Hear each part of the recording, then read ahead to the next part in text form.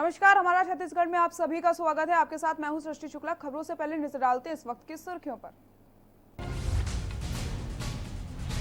Corona के मामलों में जबरदस्त उछाल, देश में नहीं रुक रही रफ्तार। पिछले 24 घंटे में 7,466 नए केस, 175 लोगों की मौत।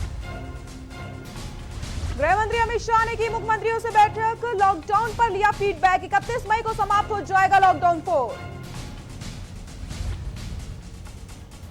सीएम भूपेश बघेल ने की ऋण शर्तों को सुगम बनाने की मांग, रेल विमान सेवा को लेकर मुख्यमंत्रियों की राय पर विचार। लॉकडाउन 4 के खत्म होने से पहले रियाद छत्तीसगढ़ में खत्म हुआ वीकेंड लॉकडाउन, अब हफ्ते में 6 दिन खुलेगा बाजार। पहाड़ों से लेकर मैदान तक बारिश और तेज हवा का दौर, गिरा पारा 1 जून तक ऐसा ही रह सकता है मौसम, आज भी आंधी बारिश के आसार। देश में 26 साल बाद टिड्डी दलों के सबसे भयानक हमला, 16 राज्यों में केंद्र ने की चेतावनी जारी, ड्रोन से छिड़काव की मंजूरी। आप देख रहे हैं के न्यूज, खबरों का सारथी। रुक करेंगे खबरों का। लॉकडाउन 5 को लेकर गृह मंत्रालय का मंथन जारी है। केंद्रीय गृह मंत्री अमित शाह ने सभी राज्यों के मुख्यमंत्रियों से चर्चा करी है, साथ ही लॉकडाउन 4 के बारे में जानकारी हासिल करी और स्थितियों के बारे में मंथन किया गया। देखिए हमारी खास रिपोर्ट। गृह मंत्री अमित शाह का मंथन, राज्य के मुख्यमंत्रियों से बात। क्या देश में लागू होगा लॉकडाउन 5? क्या होगी आगे की रणनीति?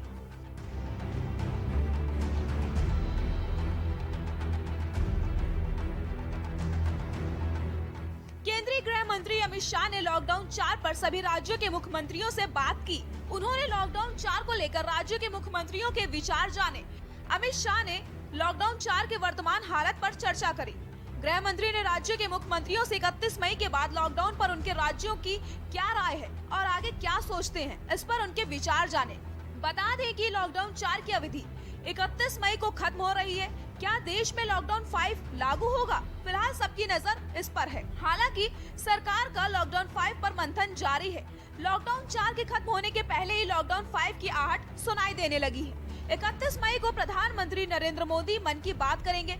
सूत्रों का कहना है कि मन की बात में पीएम मोदी बहुत कुछ साफ कर सकते हैं। वैसे सूत्रों का यही कहना है कि 2 हफ्तों के लिए लॉकडाउन का बढ़ना लगभग तय है। सरकार ज्यादा छूट देकर अर्थव्यवस्था को पटरी पर लाने की कोशिश करती दिख रही है, लेकिन जो जिले कोरोना से सबसे ज्यादा प्रभावित हैं, उन्हें इस बार भी राहत मिलने की उम्मीद कम है। सूत्रों के मुताबिक लॉकडाउन 5 में 11 शहरों पर सख्ती जारी रहेगी। ये वो शहर है जहां कोरोना का संक्रमण लगातार बढ़ रहा है। जिन शहरों में पाबंदी जारी रह सकती है वो हैं दिल्ली, मुंबई, बेंगलुरु, पुणे, ठाणे, इंदौर, चेन्नई, अहमदाबाद, जयपुर, सूरत, कोलकाता। इन 11 शहरों में भारत में कुल कोरोना संक्रमित केस के 70% मामले मिले हैं, जबकि अहमदाबाद, दिल्ली, पुणे, कोलकाता और मुंबई में ये और भी खतरनाक है। यहाँ देश के कुल मरीजों की 60% लोग पाए गए हैं। लॉकडाउन के 5वें चरण में केंद्र की ओर से धार्मिक स्थलों को खोलने की छूट दी जा सकती है, लेकिन नियम और शर्तें लागू रहेंगी। लॉकडाउन 5 के दौरान सभी जोन में सैलून और जिम खोलने की इजाजत दी जा सकती है। सिर्फ कंटेनमेंट जोन छोड़कर बताया जा रहा है कि शादी और अंतिम संस्कार में कुछ और लोगों को शामिल होने की छूट दी जा सकती है। फिलहाल गृह मंत्रालय के रवैये से ऐसा लग रहा है कि लॉकडाउन 5 की तैयारी है, लेकिन वो कुछ शर्तों के साथ आ सकता है। अब देखने वाली बात यही होगी कि मुख्यमंत्री से बातचीत के बाद गृह मंत्रालय क्या निर्णय लेता है। डेस्क रिपोर्ट, के न्यूज इंडिया।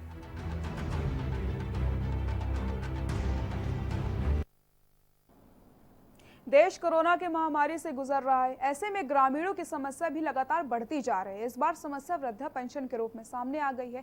ये पूरा मामला बलरामपुर जिले के शंकरगढ़ विकासखंड का है, जहां कुछ ग्रामीण 1 साल से वृद्धा पेंशन से वंचित चल रहे हैं। वो अपनी शिकायत लेकर जनपद पंचायत के सीईओ के सामने पहुंचे थे। सीईओ ने बताया कि उनका पैसा पंजाब नेशनल बैंक के खाते में आ गया है। उन ग्रामीणों का खाता पंजाब नेशनल बैंक में खुला हुआ था और उन्हें पेंशन का पैसा भी उसी बैंक के माध्यम से प्राप्त होता था, लेकिन उस बैंक की कार्यप्रणाली ठीक नहीं है होने के कारण उनका खाता छत्तीसगढ़ राज्य ग्रामीण बैंक में खुलवाया गया था, ताकि उन्हें किसी भी प्रकार की समस्या न हो पाए। लेकिन अभी भी उनका पैसा पंजाब नेशनल बैंक के खाते में ही जमा हो रहा है।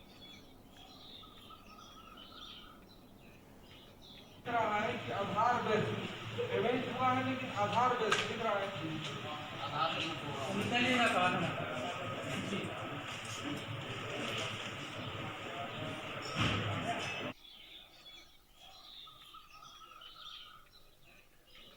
रहा है कि आधार बेस्ड पेमेंट हुआ है, लेकिन आधार बेस्ड दिख रहा है। कार्य प्रणाली ठीक नहीं होने के कारण इनका फिर ग्रामीण बैंक में खाता खोला गया और वहाँ पर इनको आधार अपडेट भी कराया गया ग्रामीण बैंक में, लेकिन फिर भी इनका राशि जो है पंजाब नेशनल बैंक शाखा बलरामपुर में अंतरित हो गया है। मैं इसकी सूची उप संचालक पंचायत को प्रेषित किया हूँ और इनको उप संचालक पंचायत से परामर्श करके इनको पेंशन भुगतान कराने के पश्चात इनको पंजाब नेशनल बैंक का खाता बंद कर दिया जाएगा। 3 दिन में हम इस व्यवस्था को सुधार करेंगे। छत्तीसगढ़ के बिलाईगढ़ के धनसीर ब्लॉक में धान खरीदी केंद्र में लाखों का धान सड़ रहा है। धान खरीदी केंद्र के प्रभारी ने स्वीकार की है कि अव्यवस्था के चलते धान सड़ रहा है, जिससे सरकार को लाखों रुपए का नुकसान हुआ है। वहीं मंडी अध्यक्ष टीकाराम जायसवाल ने कहा है कि हमारे द्वारा सभी मंडी को पर्याप्त मात्रा में बारदाना और बोरी दिया जा रहा है, लेकिन वहां सुरक्षा नहीं कर पा रहे हैं, जिसके चलते पूरा धान खराब हो गया है।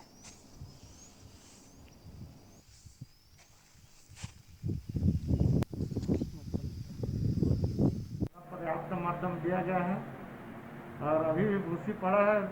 बेमौसम बारिश के कारण धान जो नुकसान हुआ है धान का, तो बेमौसम बारिश के कारण हुआ है। बरदाना दिख रहा है वहाँ फार्म में, पर्याप्त मात्रा में बरदाना दिया गया है। धान की खरीदी पिछले वर्ष की भांति इस वर्ष ज़्यादा हुआ है, तो बरदाना दिया है। आप जाकर जहाँ है धान खरीदी केंद्र में देख सकते हैं, आप लोग को सड़ा है, बरदाना सड़ गया है। देश और प्रदेश के कांग्रेसी नेता सोशल मीडिया में लाइव आकर सोनिया गांधी की तारीफ कर रहे हैं, साथ ही साथ प्रधानमंत्री नरेंद्र मोदी की आलोचना भी कर रहे हैं, जिसे छत्तीसगढ़ के नेता प्रतिपक्ष धर्मलाल कौशिक ने कांग्रेसी नौटंकी करार कर दिया है। इसी कड़ी में बिलासपुर छत्तीसगढ़ के विधायक शैलेश पांडे ने भी फेसबुक लाइव पर पहुंच गए और उन्होंने कोरोना के संक्रमण के विषय में चर्चा करते हुए प्रदेश कांग्रेस और कांग्रेस प्रमुख सोनिया गांधी के प्रयासों की तारीफ करी। वहीं केंद्र सरकार और प्रधानमंत्री नरेंद्र मोदी की आलोचना करते हुए उन्होंने अपनी बात रखी। इस पर प्रदेश बीजेपी वरिष्ठ नेता और नेता प्रतिपक्ष धर्मलाल कौशिक ने कांग्रेस की नौटंकी करार कर दी। इनकी माने तो देश भर में सभी कांग्रेसी नेता सोशल मीडिया में सामने आकर इस तरीके की नौटंकी कर रहे हैं, जिसमें ना तो कोई तथ्य है और ना ही सही और सटीक विषयों का समावेश है। इस वक्त देश भर में कोरोना संक्रमण से चल रहे लड़ाई में कांग्रेस की तरफ से कोई भी सकारात्मक हस्तक्षेप नहीं किया गया है। न ही इसकी कोई लय है। आज कांग्रेस के द्वारा जो तय किया गया कि फेसबुक लाइव इसके माध्यम से चर्चा करेंगे, लेकिन जिस प्रकार से इनके दिल्ली से कांग्रेस के नेता से लेकर के और प्रदेश में जो नेता इनकी चर्चा कर रहे हैं, मैंने सुना है न इसमें कोई तारतम्य है, न ही इसकी कोई लय है और न किसी प्रकार के जो आखिर क्या चाहते हैं, कोई ऐसी बात नहीं आ रही है। भी कुछ चीजें ऐसी हैं जिन्हें यदि किया जाता समय पर तो और भी अच्छा हो सकता था। आज देश में जो कोरोना के हालात हैं, जितना संक्रमण फैल रहा है, लगातार पूरे देश में लोगों की जानें जा रही हैं इससे। छत्तीसगढ़ में फिर भी बहुत बेहतर काम किया जा रहा है सरकार के द्वारा और छत्तीसगढ़ की जनता, हमारे बिलासपुर की जनता, हमारे बिलासपुर के सभी सम्मानी लोग बहुत अच्छा अनुशासन से और अपने आप को बांधे हुए हैं और सुरक्षित रखे हुए हैं पुलिस प्रशासन भी। बेमेतरा के धोबनी कला के सरपंच नरेश यादव द्वारा प्रवासी मजदूरों को 14 दिन पूरे होने से पहले ही क्वारंटाइन सेंटर से उनके घर छोड़ दिया गया, जो एक बड़ी लापरवाही है। वहीं मजदूरों का कहना है कि क्वारंटीन में खाने पीने की कोई टाइम नहीं था, जो कि बहुत बड़ी लापरवाही है। और वहीं प्रवासी मजदूरों द्वारा क्वारंटाइन सेंटर को छोड़कर गांव में ही घूमने लगते थे, जिसकी शिकायत उन्होंने एसडीएम से भी की थी, जिस पर उन्होंने उचित कार्रवाई का भरोसा दिलाया था।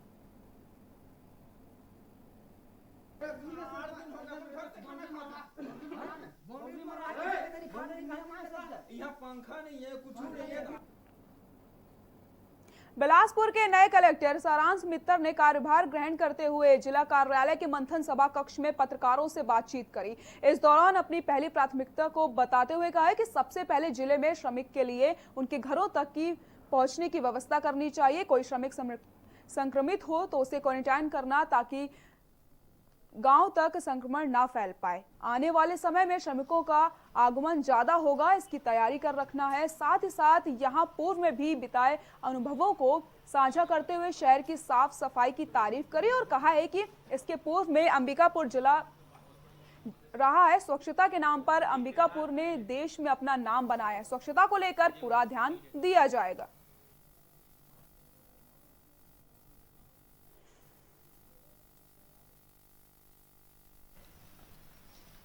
मेरे द्वारा चार्ज ले लिया गया है और निश्चित तौर पे जो चार्ज लिया है हमने कोरोना के समय में लिया है। तो प्राथमिकता भी हमारी इस टाइम पे जो कोरोना का पेंडेमिक पूरा विश्व में फैला हुआ है और उस पेंडेमिक से डील करना और उस पेंडेमिक का ही एक हमारा भाग है। जो हमारे माइग्रेंट लेबर्स हैं जिनका मूवमेंट अपने अपने राज्यों में हो रहा है, बिलासपुर भी संभाग मुख्यालय है, बहुत सारे मजदूरों का यहाँ पे वापस आना भी हो रहा है और यहाँ से उनका आगे के ज़िलों में जाना भी हो रहा है। बिलासपुर में गरीबों के लिए प्रधानमंत्री आवास योजना के अंतर्गत बन रहे मकानों का शहर विधायक शैलेश पांडे ने निरीक्षण किया। इस दौरान उन्होंने कहा है कि इन मकानों को जल्द ही हितग्राहियों को आवंटित कर दिए जाएंगे। बता दें कि पीएम आवास के तहत गरीबों के लिए बन रहे आवास अब जल्द ही हितग्राहियों को मिलने वाले हैं। अब आवास ऐसे लोगों को मिलता है जिनके पास कोई जमीन घर ना हो। 72 ब्लॉक में 1000 से ज्यादा आवास बने हैं जिनका आवंटन जल्द ही कर दिया जाएगा। वहीं पांडे ने कहा है कि कुछ शिकायतें भी मिली हैं जिनकी जांच की जा रही है।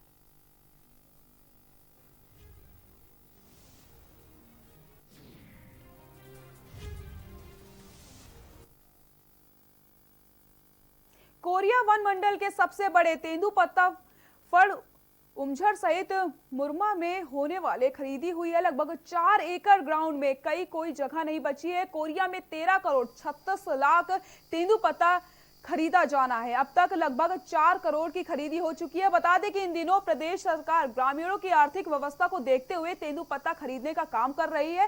साथ ही प्रदेश सरकार ने तेंदुपत्ता की दर में बढ़ोतरी कर दी है। पहले 2500 रुपए मानक बोरा तय किया गया था, अब की बार 4000 का बोरा हो रहा है। भूपेश सरकार के इस निर्णय में ग्रामीणों में संग्राहकों में खुशहाली देखी जा रही है। जहां इक्का दुक्का परिवार के लोग तेंदुपत्ता तोड़ने का काम करते थे, अब सब परिवार तेंदुपत्ता तोड़ने का काम कर रहे हैं। तेंदुपत्ता में ग्रामीणों का आर्थिक आधार बनता जा रहा है। 4000 रुपए की दर से तेंदुपत्ता खरीदी करने वाला छत्तीसगढ़ इकलौता राज्य बन चुका है।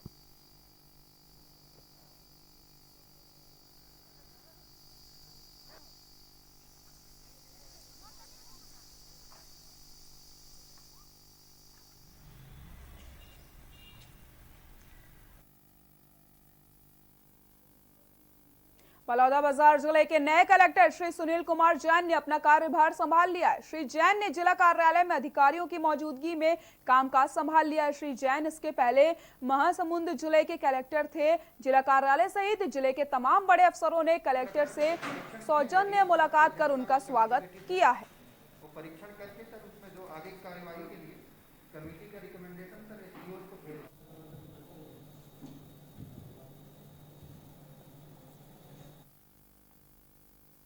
बालोद जिले के गुदरदेही विकासखंड अंतर्गत ग्राम ढेंगा में क्वारंटाइन सेंटर में रह रहे 4 मई के मासूम बच्चे की मौत हो गई। परिजनों ने अस्पताल प्रबंधन पर लापरवाही का आरोप लगाया है। साथ ही विधायक ने भी मामले को संज्ञान में लेते हुए अपनी टीम को समझा के जिला अस्पताल भेजा और वहां उच्च स्तरीय मामले की जांच को लेकर विधायक प्रतिनिधियों ने कलेक्टर के नाम एसडीएम को ज्ञापन सौंप दिया है।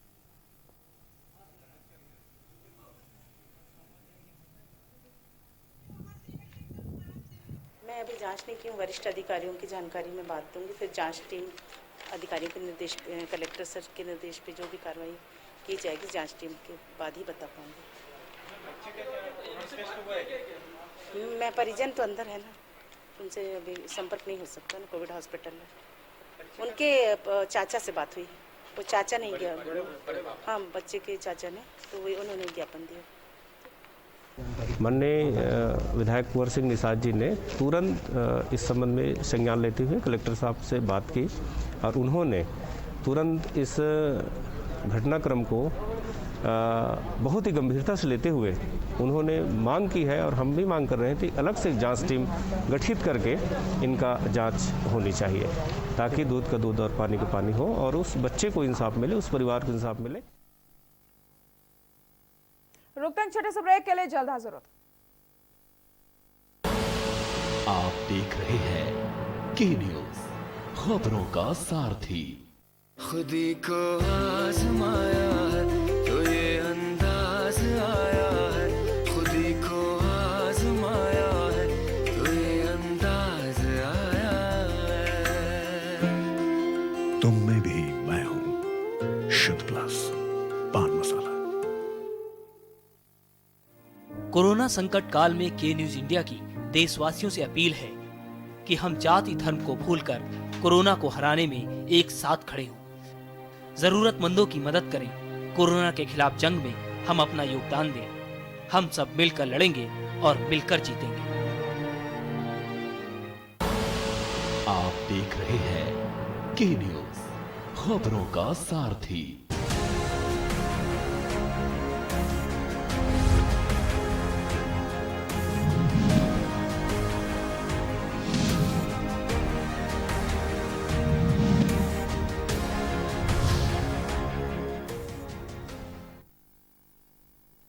ब्रेक के बाद एक बार फिर से आप सभी का स्वागत है। बेमेतरा की रहने वाली एक छात्रा ने शिक्षक पर रेप का आरोप लगाया। पीड़िता की शिकायत पर पुलिस ने रिपोर्ट दर्ज कर ली और मामले की जांच में जुट गई है। बता दें कि पीड़िता युवती का आरोप है कि आरोपी उसे शादी का झांसा देकर पिछले कई साल से रेप कर रहा था। फिलहाल आरोपी को गिरफ्तार कर लिया गया है और आगे की कार्रवाई की जा रही है।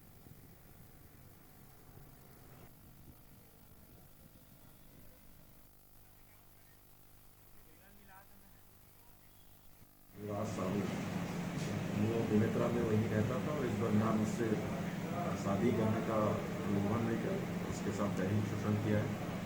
विलास साहू विगत 1 वर्ष से शिमला में नायब तहसीलदार के पद पर पदस्थ है। उसके विरुद्ध 376 और 325 ST/SC की धारा प्राप्त किया गया है। उसको गिरफ्तार करके न्यायालय पेश किया गया, जहाँ से उसे न्यायिक जवानों में जेल भेज दिया गया।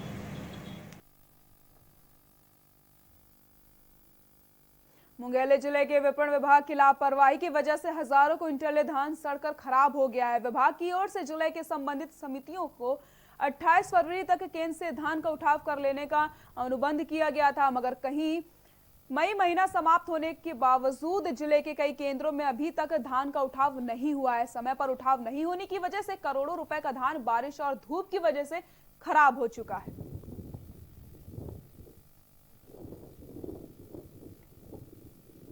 मेरे द्वारा चौकीदार को बोला गया कि जितने भी किसान का टोकन जारी हुआ था 19 तारीख को और तौल नहीं हो पाया था, तो उनके घर में जाकर अवगत कराया गया था कि आप लोग अपना धान ले जाएं और अगर शासन की तरफ से कोई ऑप्शन आती है तौल के लिए तो वो अपना धान ला सकते हैं। ऐसा मेरे द्वारा कई बार सूचना दिया गया था, लेकिन किसानों का कहना ये है कि सरकार आज नहीं तो कल जरूर खरीदेगा हम लोग की धान करके इसी आस में बैठे हुए हैं। तो किसानों के द्वारा रोज हम लोग लड़ झगड़ रहे हैं और हमेशा वाद और विवाद की स्थिति बनी रहती है। चोरियां भी बहुत हो रही है।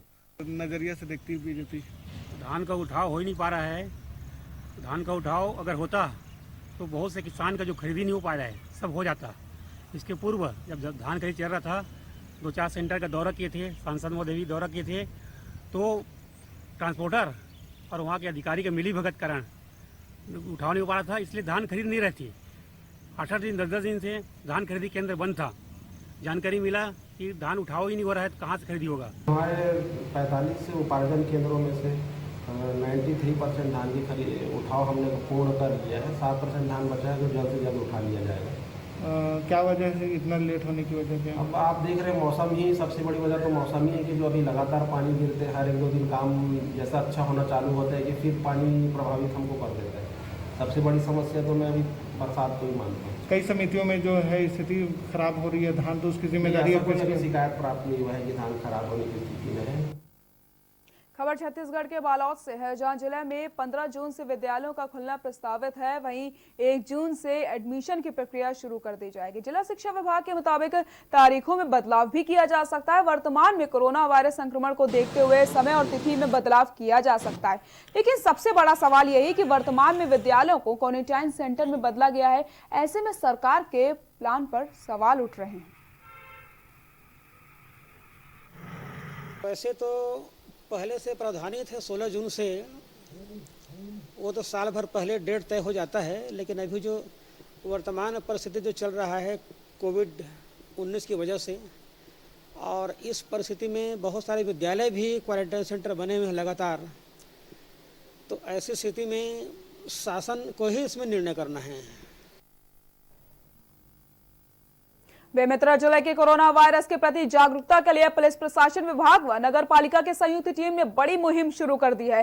पुलिस व नगर पालिका ने मास्क का वितरण किया। इसके अंतर्गत एक जागरूकता अभियान भी चलाया गया है। इस वाहन के माध्यम से ग्रामीण क्षेत्रों में ऐसे क्षेत्र जहां जानकारी का अभाव है, वहां लोगों को जागरूक किया जाएगा। पिछड़े क्षेत्रों में कोरोना संक्रमण से बचाव की जानकारियां दी जाएंगी। पुलिस अधीक्षक दिव्यांग पटेल और नगर पालिका अधिकारी होरी सिंह ठाकुर ने मास्क वितरण किया है। वहीं उन्होंने कहा है कि गैर राज्यों में पैदल चलकर आने जाने वाले प्रवासी कामगारों को शेल्टर होम तक पहुंचाया जाएगा। उनकी जांच होने के बाद ही उन्हें गंतव्य तक पहुंचाने की व्यवस्था करी जाएगी। नगर निगम और पुलिस प्रशासन साथ, नगर पालिका और पुलिस प्रशासन साथ में मिलकर आज बेमेतरा में जो भी बिना मास्क के घूम रहे हैं उसको मास्क के प्रति जागरूक किया गया। जिसके पास मास्क नहीं है तो मास्क कर दिया गया, और साथ ही में जो मास्क पहन के बिना घूम रहे हैं उनके खिलाफ चालानी कार्रवाई भी की गई, जिसके कि जो ये कोरोना चल रहा है और काफ़ी फैल रहा है उसके खिलाफ एक सफलता मिले और हमारा ये अभियान जारी रहे।